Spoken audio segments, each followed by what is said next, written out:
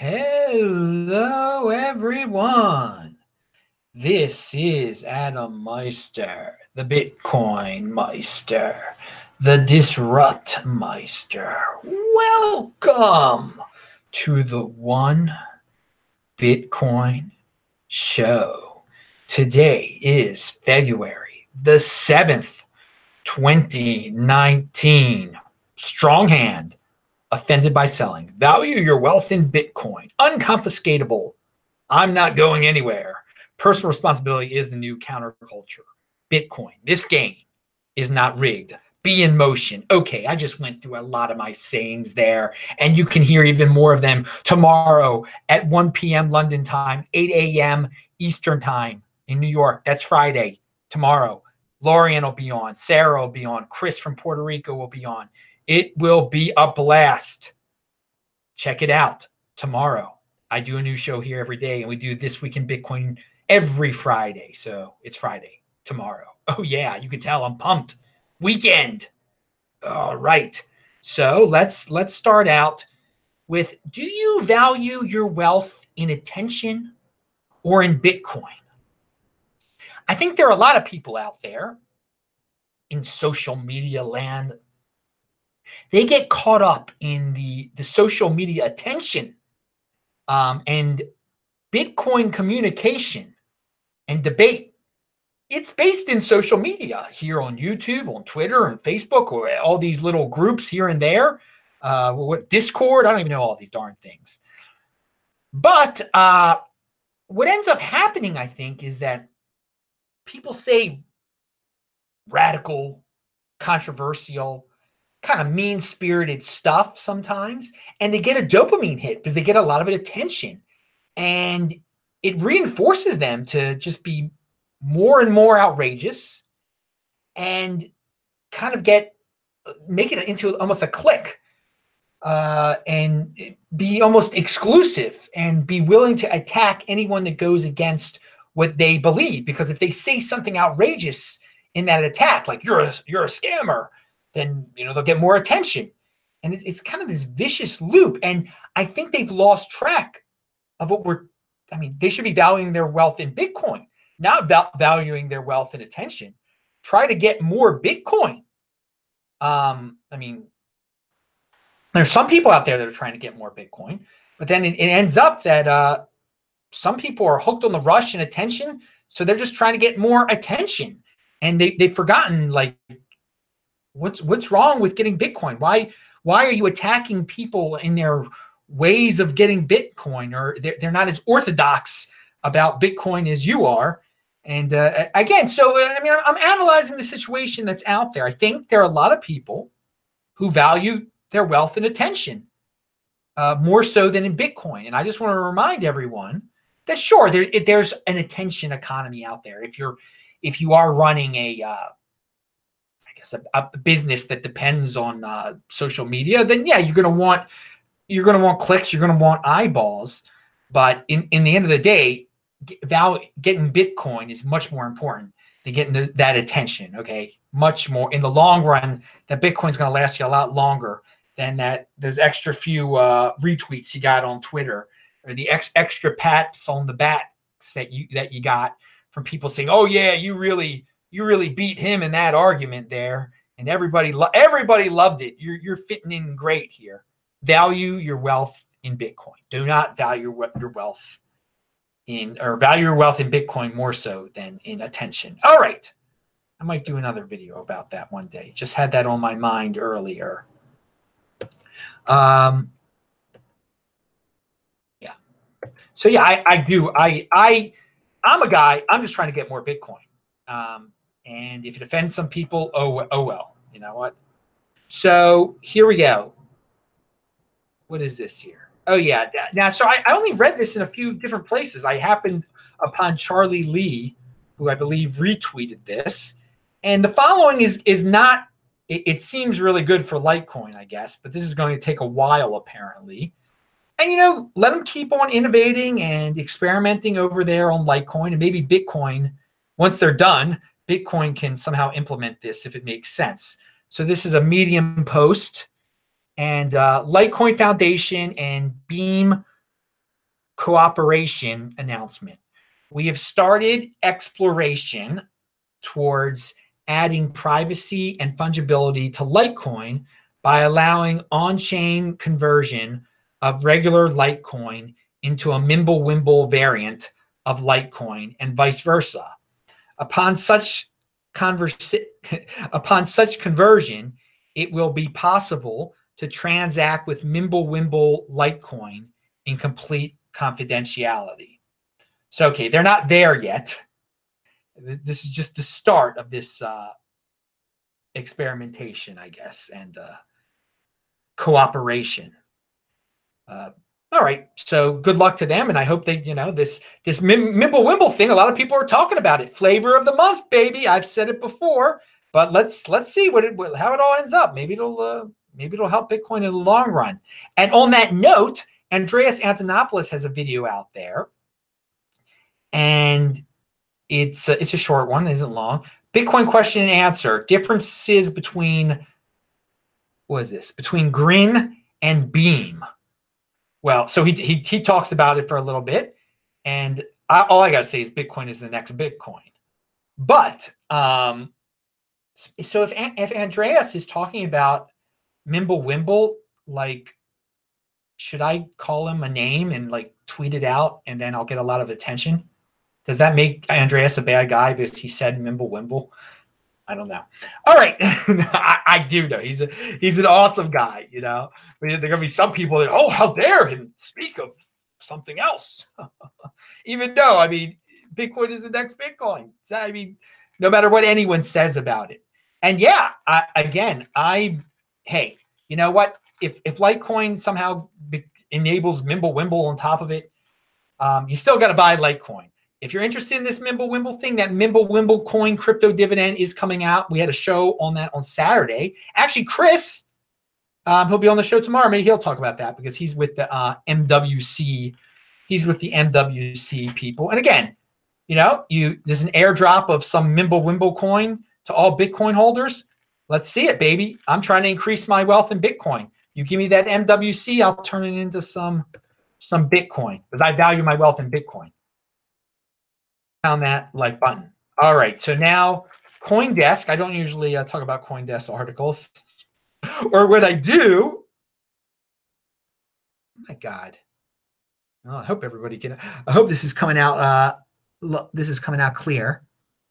Yeah, it is coming out clear. Something looks a little different here on my my screen. YouTube is, well, whatever. It's free. I'm not complaining. So CoinDesk, which I say I never talk about, but I guess I do because I'm always saying I don't talk about them. CoinDesk has an article about the terrorist organization Hamas. I think we mentioned this before, that this that your worst enemy can use Bitcoin and you can't stop them, and some bad dudes are going to use Bitcoin. So there was a rumor that Hamas was raising funds through Bitcoin, but apparently there's been research on the addresses that they listed on various sites. And one of their Bitcoin addresses goes back to Coinbase, and then another to another third party and to another exchange. If you're a controversial organization like that, all right, you don't store your Bitcoin on a third party. If they have raised funds, if Hamas has a Bitcoin address at Coinbase, it's not theirs. And if it can be proven, Coinbase will confiscate it because they're based in the United States, and Hamas is deemed a terrorist organization by the United States of America. It'll be confiscated immediately. So I don't know what these dudes are thinking over there in Hamas land. Their crypto expert must not be much of an expert if he was coming up with Bitcoin addresses that are at third parties, and they don't. And I'm assuming, because they said one address was at Coinbase, another was at an exchange, that whoever came up with this over there, they don't value their wealth in Bitcoin. They clearly thought they were going to get Bitcoin and were going to be able to change it into fiat. I assume, because again, there's no point. if they value their wealth in Bitcoin, they would just create a Bitcoin address. They get a Trezor, they create a Bitcoin address, and they pay whoever they need to pay in Bitcoin. And clearly, they just wanted a way to convert. And again, I'm sure wherever, even if they had it on a Trezor and they got the Bitcoin sent to them, I'm sure someone would give them cash in person for the Bitcoin. Instead, it seems to me that they wanted to get there. They were just using it as a way to get cash, getting through whatever restrictions they have that the banks have against them. But it's not well thought out at all. Clearly not well thought out at all. If they're keeping it at a third party, that will confiscate it. So again, that's a really obviously a terrorist organization. Is as controversial as it gets. But again, if you are if you've been someone who's been depersoned or whatever by various organizations, by PayPal and YouTube, and you set up a Bitcoin address, you don't set it up at a third party. That's not your Bitcoin. You got to control your own private key. Just get a Trezor or paper wallet, whatever you got to do. I mean, that's paper wallets, I think, are more complex than Trezor in a sense. We won't get into that right now. All right, so there we go. So the great Tour de Meester. And remember, people, pound that like button and hit that subscribe button also. And yeah, check out the links below, of course. T-shirt here is from All Good Lab. You can get this T-shirt over there at All Good Lab. Those hipsters in New York. So I prefer boring, so-called boring Bitcoin to what I'm about to describe. I just saw Colonel Swan Jr. sent the super chat. I'll read it in a second. I'm laughing at it. All right. I know what it says. It says what the other two said. So, yeah, I'd rather have boring, so-called boring Bitcoin than what Tour de Meester describes below. The state of Ethereum 2.0, in my opinion, illustrates how we're talking about a scientific experiment and not just software implementation. And he quotes, "It's possible that new research will invalidate or otherwise reshape the roadmap profoundly." And this was they were someone doing a report about Ethereum. So that doesn't seem very, I like Bitcoin not changing and being boring, but possible that new research will invalidate or otherwise reshape the Ethereum roadmap profoundly. I don't like that.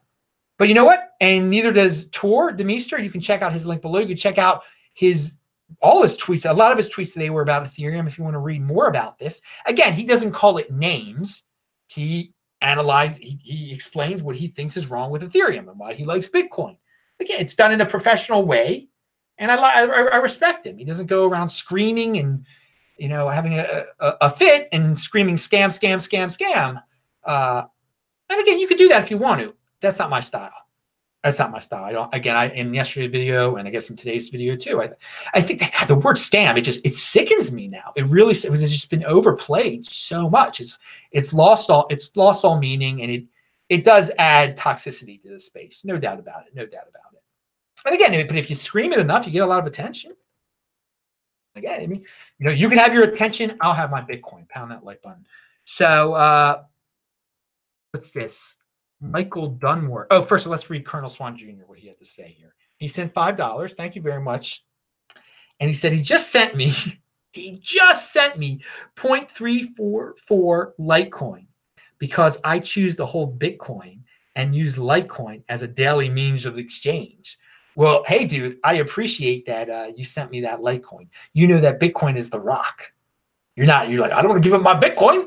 Don't want to give up my Bitcoin because I know if I send Adam 0.344 Bitcoin, man, I might be able to get a car with that pretty soon or something. Who knows? Well, thank you, Colonel Swan Jr. I appreciate the support and the support of all the dudes out there who watch this show every day. New show here every day. All right, we talked about. Oh no, we didn't read Michael Dunmore's tweet. Well, it's actually a photograph he took of a newspaper clip from an Iowa newspaper, it appears, from the 1990s. from what I can tell. And the newspaper clip from the 1990s is explaining to readers how they can send letters by computer to the newspaper and explain, here's how it's done. And it actually mentions their CompuServe address. And CompuServe was a big internet company back in the 90s. So I hear. And it's a funny, check it out. It's linked below. It shows how early we are in Bitcoin too, because some of the complexities that were involved in this newspaper explanation of the internet, we now have in Bitcoin. But in time, everyone got the hang of sending letters by computer. But what company do you think will be the CompuServe? You know, there are companies today in Bitcoin that'll just become CompuServes. They will, they'll disappear. I wonder which ones we'll look back on one day and we'll be, oh, I remember that one. I remember that one. That brings me back to the old 2019, back to the teens. Just like CompuServe gives people warm feelings of the 1990s and Bill Clinton or something. I don't know. All right. Let's see. CDs, maybe. I don't know. Were CDs big in the 90s? So the block crypto, we'll end on this note. A lot of people probably let off with this little clip. It says ErisX, whatever way you want to pronounce it, brings on new partner from Barclays as it eyes the launch of its institutional crypto exchange. The institutional grade exchange announced 3 new hires Thursday as it prepares for the launch of its spot marketplace for crypto in Q2. All right, dudes. So ErisX is still on schedule to launch an institutional grade exchange in the second quarter of 2019. That could be as late as June 30th. And you know how it works, guys. It'll probably be after that, won't it? But hey, it's still on schedule. It's going to happen eventually. Institutional grade exchanges. And yeah, some people go, who cares about institutions? I'm not an institution. They're going to ruin everything. And they're not going to ruin everything. But instead of worrying about them ruining everything, think about how you got to get in before they get in. So if you're a no coiner saying that, I don't know why you're saying that, dude. You should be saying, why don't I have any Bitcoin? It's early because the institutions are not here yet in force. All right. Pound that like button.